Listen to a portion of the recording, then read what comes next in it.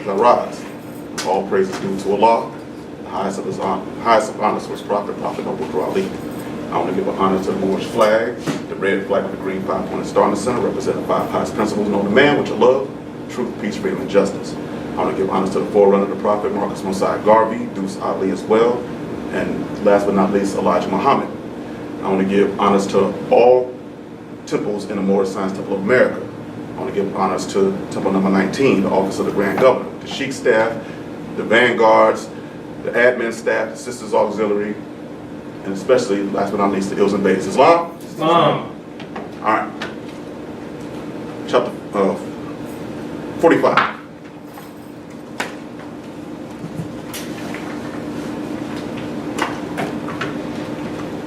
In verse 2 it reads, the key of civilization was and is in the hands of the Asiatic nations, the Moorish, who were the ancient Moabites and the founders of the holy city of Mecca. All right? That's it. When we come into the Moorish Science Temple of America, and we hear terms like Islam, Moorish, Allah, things of that nature, we know that we have to adjust a few things, right? So you have this ideal here.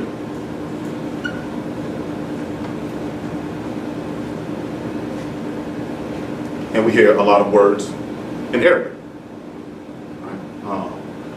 We find out, go further, we find out that this Quran gets its power and authority from the great Quran of Mecca, right? And in that, we have the Prophet Muhammad. Also, we know that half of this book is written in Arabic. So the best way to get a foothold on what we have is to learn Arabic, right? To some degree, right? Islam.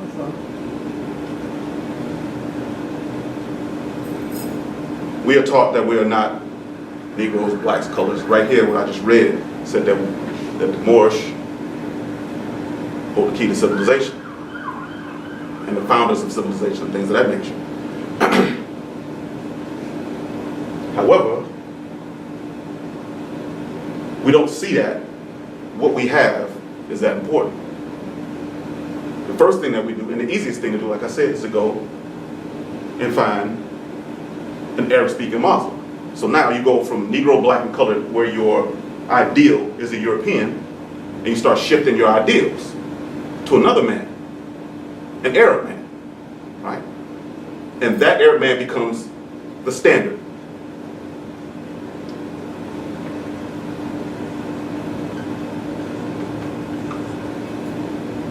Arab standard. Another one of the issues is that right now, as Americans, we don't feel that we have necessary culture unless it's the American culture. Red, white, and blue, stars and stripes, all that kind of stuff. How do you figure out what this is without going through that? It's a hard thing to come to, right?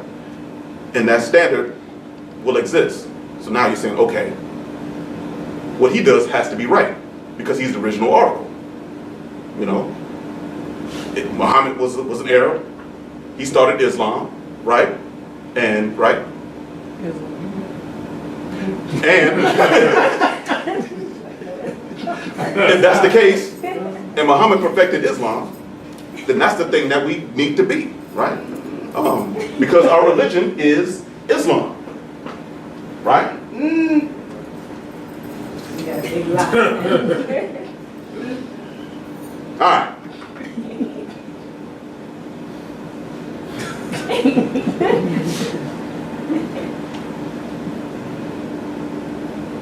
When we, it gets to a certain point where we have to, where we're taught to think for ourselves.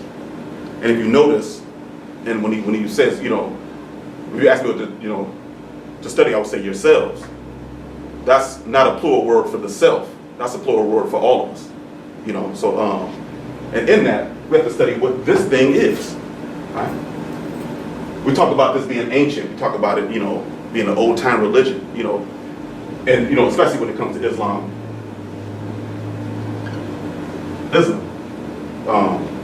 Because Islamism has turned into a more modern political term. It is a political term, but in this sense, it's not, right? You know, Islam, it means what we be judged. Islamism is our religious walk, path that we walk to get to this point. All right?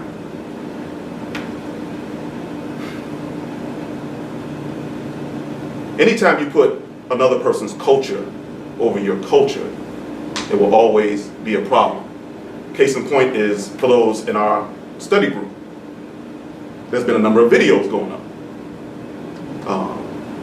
One video, and the person asked, you know, basically, it was a sister belly dancer. And she asked, is this your culture? And I said, yeah, that's undoubtedly our culture, right? Those are things that came from our ancestors, right? Also, you have brothers in the Sufi circle. And they would ask, is that our culture? I'll say, yeah, it's part and parcel of our culture as well. That's not a problem. You know, however, there's more to those videos than what's seen, you know, that we say, we talk about Moors being, you know, and I'll read it again, just so we get it again. It says, the key of civilization was and is in the hands of the Asiatic nations, the Moorish, who were the ancient Moabites and the founders of the holy city of Mecca.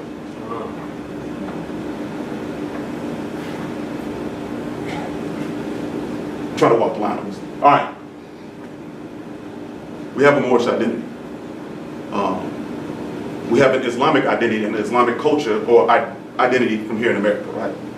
It doesn't necessarily look as something that's from the East. On the outset, we have our own customs and rights. Unfortunately for our people, and you know, me and my brother, we visited a masjid today, Juma. And what it has is, it has half of our culture and it's half somebody else's culture. You know, why would they take an organization that was built by them for them and give it away to a foreign ideal? We'll do the same thing here. You know, we'll take certain words in Arabic and we'll pronounce them like we're Middle Eastern. And I'm talking about Asiatics overall, not just in the Moorish Science Temple of America. We'll take on an Islamic identity. We'll take on a dress from someone that lives in the desert and try to wear it in the winter. We'll take our accent and we'll change our accents up. So instead of saying Assalamu alaikum, like a person like I would, Assalamu alaikum, brother, you know, all that kind of stuff. Why are we doing that? Why are we taking now to get to the point we'll get so deep. You know, and there's a brother that's an Islamic scholar, for lack of a better term, and he does this. He speaks in broken English now. He's from Brooklyn, born and raised in Brooklyn. Now he speaks like, and then you have the words in the English and the Indian thing and the brother and the... All right? You say people follow what they want to follow, but now the Arab has become your God, and your stuff is pushed to the side. The person that you are, the things that we've gone through history. All right? Now,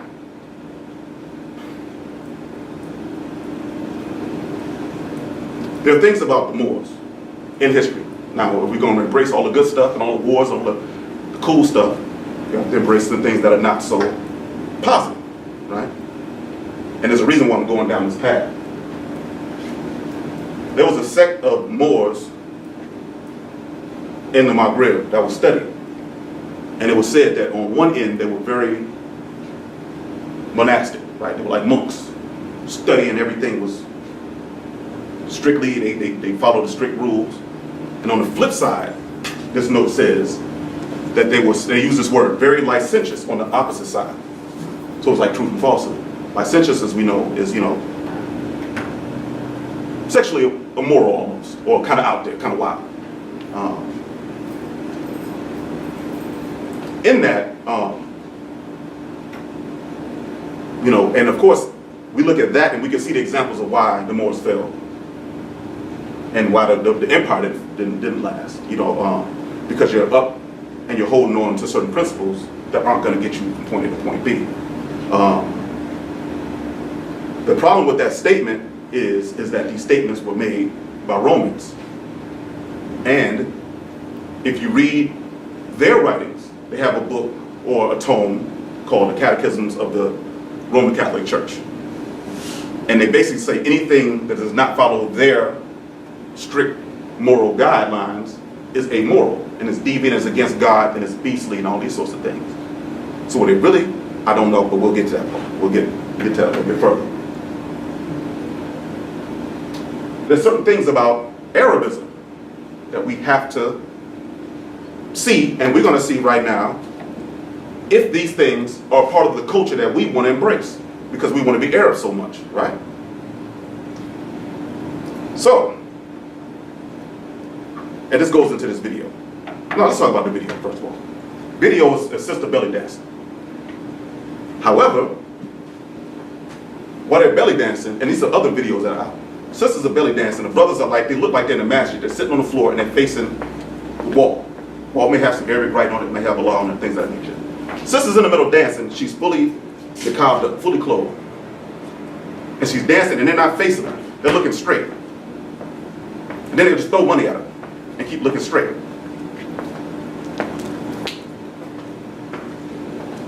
The one thing that we don't know is a lot of them women that are wrapped up are boys.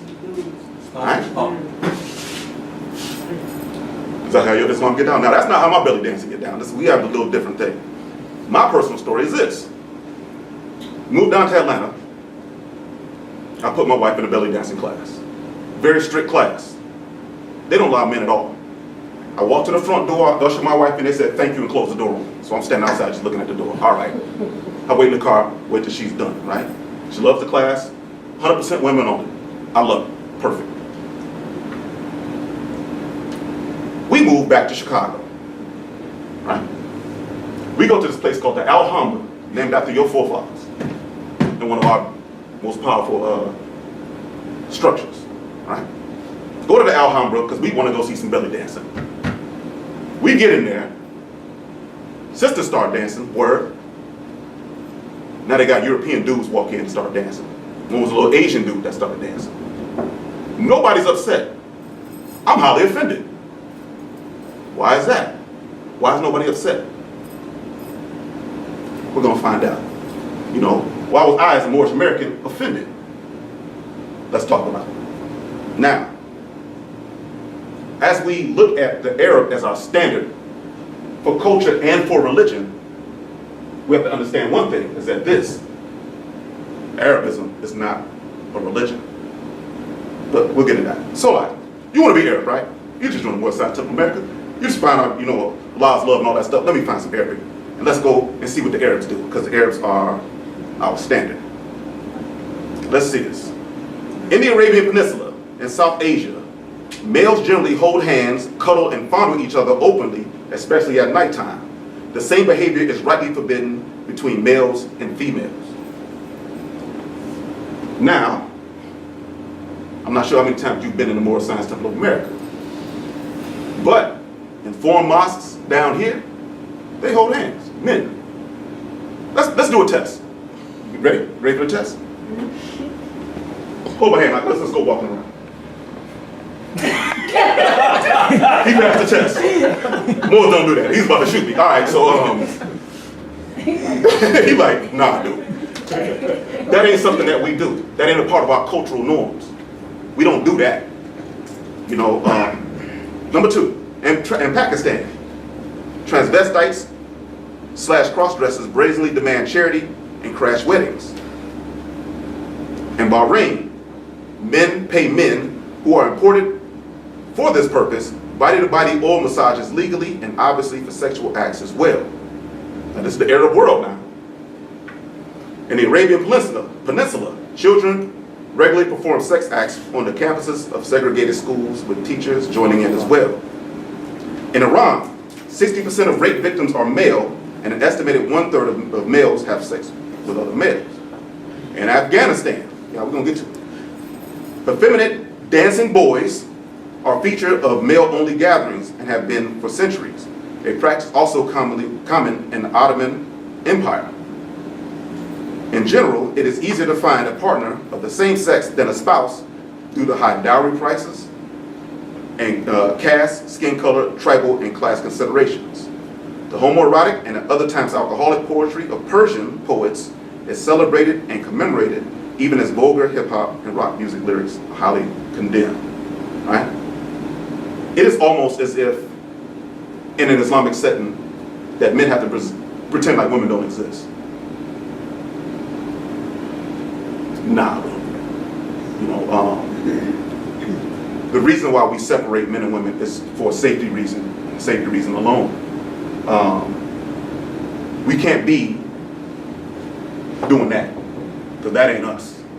Now, I may say that our ancestors were wild, however, it never said that they did any kind of this kind of stuff. You know, if there was an issue that our ancestors had, it was that they liked women too much. And when they went over into Europe, crashed Europe, they took on European wives and bred us down, you know. But it wasn't this thing. I'm not in the, or we're not in the ideal of taking on these people's cultural ideals. Now, when you talk about Islam, to be quite honest about it, when you talk about, you know, fathers of culture and things like that in the hands of the Asiatics, the keys of civilization, that's a religion as well, right? Islam, even the Islam that is taught to the Arabs, comes through us, right? Islam was perfected in what year? 1400s, right? It was perfected by Muhammad. However, the practice of peace goes back a lot farther, because our ancestor, even listed in the Bible, his name is Melchizedek. What land did he come from? He came from Salem, right? Or Shalom, right? Means what? So he was the king of righteousness of a place called peace that Abraham had to come through to get his degrees to go forth and be father of the nations. Those are our ancestors. Melchizedek is our ancestor. So our peace existed and our ideals of peace existed long before. Obviously, we get our peace from Allah, so you can't really put a date on it, but that's just giving you an ideal. So because we have this thing called Islam, and because it comes in an Arab voice, of course we know that the Arabic tongue is a derivative of what? Of the Canaanite tongue as well. So it's all coming through us. So why would you go to your child and get your chops instead of going to the source? We have to understand and recognize our source. But then let's go back to culture. A lot of times we don't recognize that we have a culture. If you talk to any Moorish American, that say they're Moorish American, they speak a specific way. They do things specifically. They shake hands specifically, they greet each other. Everything that we do in a specific way. We are already facilitating our culture. Because if you have a Moorish American and you speak to him and you speak to somebody from the Nation of Islam, it's two totally different conversations. Very close organizations, but two different conversations, right? In that, we have to know that this thing that we have is important, you know, also. If you say, all right, well then, for those that say, all right, well, you said that the Moors were reported as being wild back in the day, so we should be able to be wild now. However, the difference is this, is that we had a prophet come, and he established boundaries. You know, he's very specific, especially about marrying into the European nations. You know, everything you read about Circle 7, like when the brother read Justice, he talked about, you know, drawing a circle around your passions, those sorts of things, holding yourself in moderation, the bounds of moderation, taking it down. Because we can't be necessarily who our forefathers were at that point in time because they were out of science. And for us to do that, we'll put ourselves back in the same situation. So we have to understand we have our standards. We know what we are, we know who we're supposed to be. And we have, you know, and as it says, you know, the prophet left his footprints clearly cut, is what they say, right? Wow. Does that mean that you're supposed to cut your mustache real small and wear brown suits? No. It means that these things are the footprints. We have our stuff already. Whatever that stuff is, the way that we do it is the way that we do it.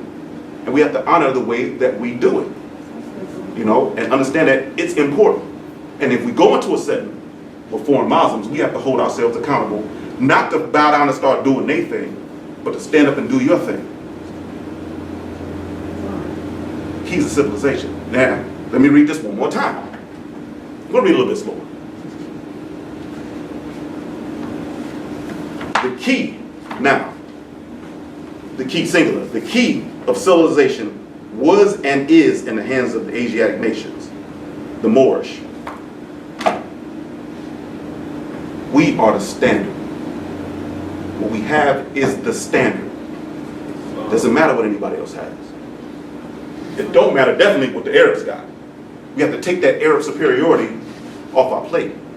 I don't mind you learning Arabic and getting your chop right so you can know the language, that's fine. But don't absorb that culture to the point where you forget your own. You know, even here, even through slavery, there's a lot of things that you will find out the more that we start revealing these things, that even in slavery, some of the stuff they say, well, those things that helped to get us by were Moorish things, or Islamic things that help get us through those times. Right? Alright, get that Arab up off you. Anytime, now going back to the other video, now talk about customs and traditions. We have our customs and traditions, and sometimes it becomes a problem where they don't do that. We don't do what you do there, so why do you do it here? In the Sufi video, another video with all men, the issue is that they're in that Sufi circle and they start laying hands on each other. You know, hitting your forehead, you go flying back 100 feet, that type of thing. Now these are Muslims doing this. Now that may be their vibration, except for there's a room full of dudes jumping and hugging on each other and smacking each other on the forehead. I ain't getting in a room with a bunch of dudes smacking each other on the forehead and hugging. Y'all see what I'm saying? Y'all laughing, but y'all see what I'm saying though, right? We got Islam. You with me? Alright. But you know what I'm saying? It's you know, it just ain't our stuff.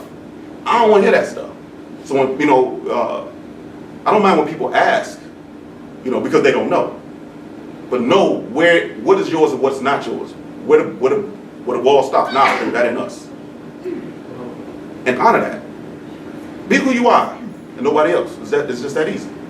You know, if we're learning ourselves, we'll be all right. Any questions? Anybody want to go to the Arab spot and hold hands and that's what I thought. I'll leave y'all. I came in peace. Islam? Islam. All right.